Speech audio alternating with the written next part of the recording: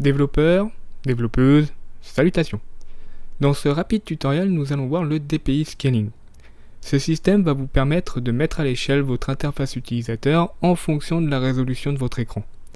Ceci afin d'augmenter ou de réduire la taille des éléments qui constituent votre interface afin de l'adapter à la taille de votre écran.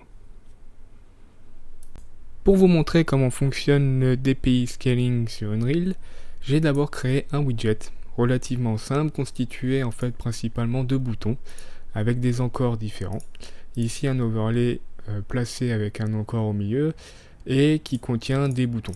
Donc là ça va nous permettre de voir en fait comment le DPI Scale va influencer la taille, la position aussi de ces différents widgets.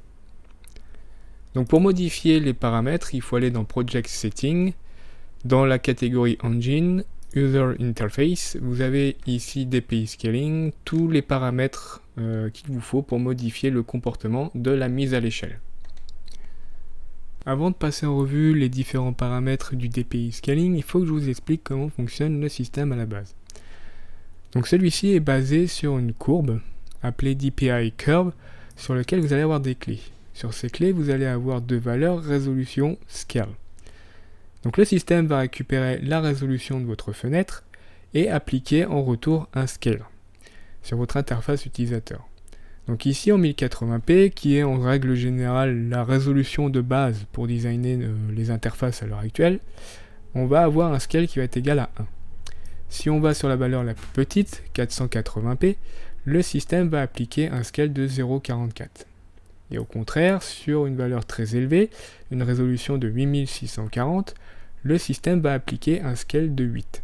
Ça va permettre à l'interface, en fait, aux éléments de notre interface, d'avoir une taille plus ou moins importante en fonction de la résolution et du coup de rester lisible, peu importe en fait la résolution de notre écran.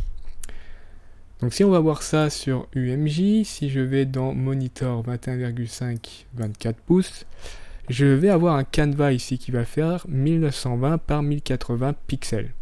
Donc en accord avec la DPI Curve, je me retrouve avec un scale de 1 qui va être appliqué à mes différents éléments de mon interface utilisateur. Donc ici, le bouton que j'ai designé à 100 par 100 sur X et Y va au final faire 100 pixels en X et Y sur mon écran en 1080p. Je vais pouvoir ici, par exemple, reprendre la clé 1080, modifier son scale, passer à 1,5, et je vais me retrouver avec des éléments plus grands sur mon interface. Ici, mon bouton, au final, sur un écran 1080p, va faire 150 pixels par 150 pixels. Je vais pouvoir aussi changer ici la taille du monitor, par exemple 27 pouces, et je me retrouve avec du 1440p. Et en accord ici avec ma courbe, je suis à 1,33. Donc là, on devrait à peu près ici, je ne vais pas réussir à récupérer la valeur exacte. Mais là, 1444, je suis à 1,34. Donc entre 1,34 et 1,33. Donc ici, on n'a pas l'impression que les éléments aient changé de taille, tout simplement parce que le ratio 1440 et 1080, c'est le même. C'est du 1,7, il me semble. Donc là, on n'a pas l'impression que les éléments ont changé de taille, mais j'ai bien mon bouton ici qui va faire en fait 133 au lieu de 100. Donc voilà comment le système fonctionne à la base, et vous allez pouvoir lui indiquer ici quelles données il va récupérer pour appliquer un scale. Donc c'est ici sur le paramètre DPI Scale Rule qui va permettre en fait de définir la règle pour la mise à l'échelle.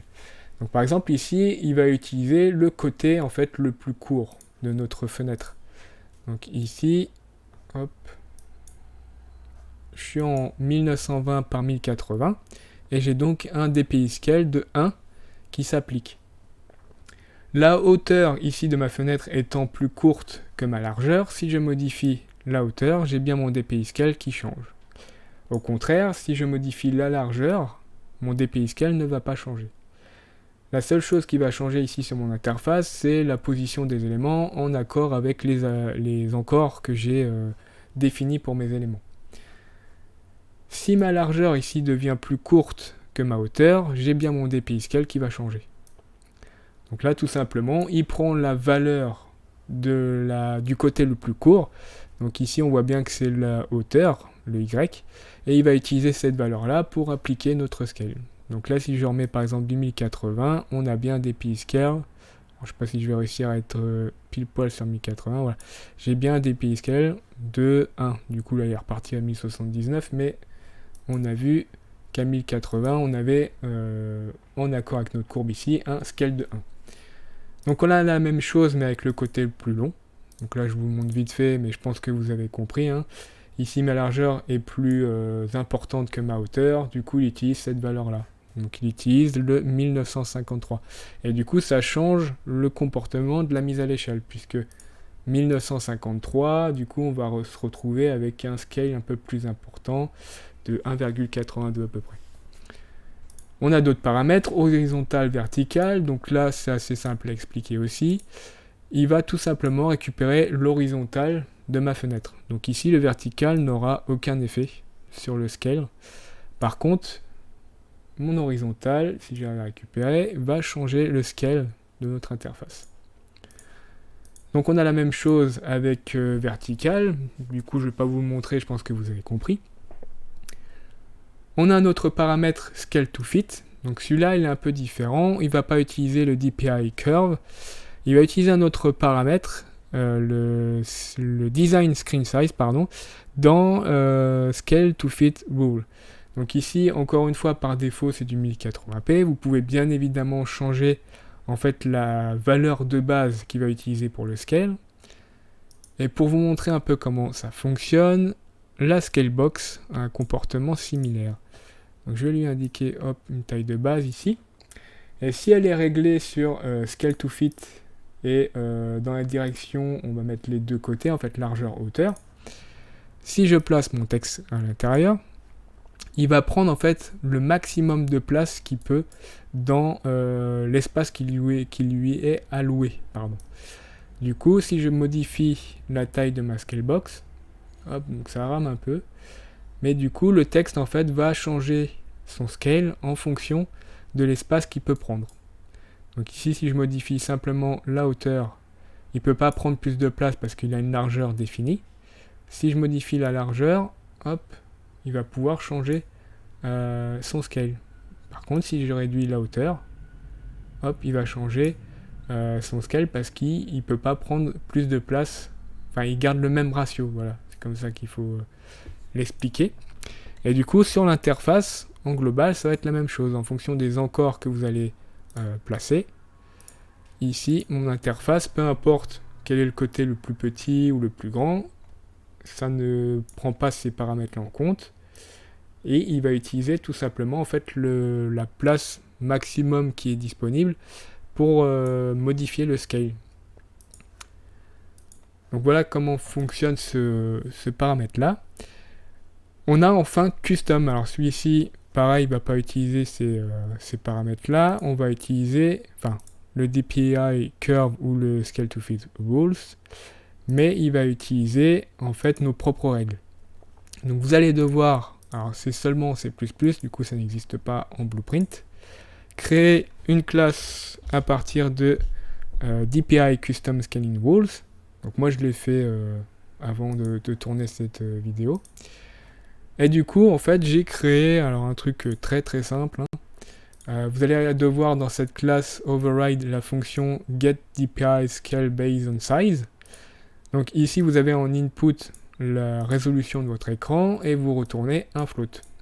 Donc comme ce qu'on a vu en fait dans les paramètres. Et donc ici, moi j'ai tout simplement dit si la résolution en X est supérieure à 1920, alors mon scale est égal à 2, sinon il est égal à 1. Donc voilà, c'est un truc très simple, vous pouvez faire des règles bien plus complexes que ça. Là c'est juste pour vous montrer. Donc si je modifie ici ma fenêtre en X, théoriquement, je devrais avoir un moment, le scale qui change à 2. Donc là c'est un peu pourri comme mise à l'échelle, mais c'était juste pour vous montrer comment ça fonctionne. Autre chose, autre paramètre qu'on peut parler, c'est l'application scale. Alors celui-ci en fait c'est un paramètre global. Donc peu importe en fait les règles que vous allez utiliser ici, c'est un multiplier. J'ai envie de dire ça comme ça. Si je mets ma fenêtre, alors je sais pas si je vais pouvoir le faire en runtime. Ici, si je modifie par exemple, oui, ça fonctionne en runtime. Et je vais pouvoir, voilà, c'est juste un multiplicateur sur en fait les règles que vous avez, sur votre courbe ici, ou sur les autres, hein, évidemment, paramètres. Hop, donc je vais remettre ça à 1. Hop là. À noter que vous pouvez ici y accéder en blueprint, je sais pas, en C++, ça j'en suis sûr. Pareil, le get DPI scale based on size, vous pouvez y accéder. Je crois que je l'ai déjà fait. Non, je l'ai peut-être pas déjà fait ici. Donc, pour vous montrer vite fait, en C++, au cas où vous en auriez besoin, vous pouvez faire par exemple un float, scale. Et là, vous allez faire un get default et accéder à la classe user. Voilà, user interface setting et faire un get DPI scale based on size. Vous spécifiez la résolution et il va donc vous retourner le float. Donc ça peut être utile. Moi, je l'utilise par exemple dans mon plugin. Donc ça, je pense pas que ce sera utile au runtime hein, dans un jeu, mais hop. Voilà. Et enfin, ce qu'on n'a pas vu. Le dernier élément ici, c'est si vous voulez utiliser plusieurs courbes ou vous n'avez pas envie de modifier ici dans les project settings directement la courbe ici, vous pouvez créer en fait ce qu'ils appellent une courbe externe. Hop, et vous allez pouvoir spécifier différentes courbes sans ici venir modifier les paramètres par défaut. Donc par exemple ici, ça va me permettre de vous montrer en fait ce qui se passe. Hop. Je me suis fait une courbe ici 1080 qui est égale à un scale de 1 et c'est une courbe qui est totalement plate, donc en fait il n'y a pas de mise à l'échelle. Donc là c'est simplement pour vous montrer en fait quel est l'intérêt d'un système de mise à l'échelle. Tout simplement ici, hop, mon interface elle change pas de taille. Alors par contre, hop, j'ai fait une connerie, c'est que ici il faut que je remette ça par exemple. Hop, ça je vais le changer comme ça. Hop. Et donc, hop, mon interface reste dans la même taille, peu importe la résolution. On le voit ici, hein, mon DPI scale reste à 1. Et donc on imagine bien que si vous avez un écran avec une taille assez petite, en fait vous voyez qu'une interface qui n'est pas mise à l'échelle en fait va devenir assez compliquée pour être utilisée. Donc là, je peux pas le simuler, mais vous imaginez bien qu'avec un écran en fait 4K, par exemple, on va avoir une interface qui va être peut-être un peu trop petite. Enfin, les éléments de notre interface qui vont être un peu trop petits. Donc voilà l'intérêt du système en fait de mise à l'échelle dans Unreal de votre interface utilisateur. Donc voilà pour les explications sur ce système, j'espère que ça vous aura été utile, donc n'hésitez pas à liker et à commenter la vidéo comme toujours. N'hésitez pas aussi à me donner des sujets si vous voulez que je parle de quelque chose sur Unreal ou Unity. Et puis moi je vous retrouve pour une prochaine vidéo.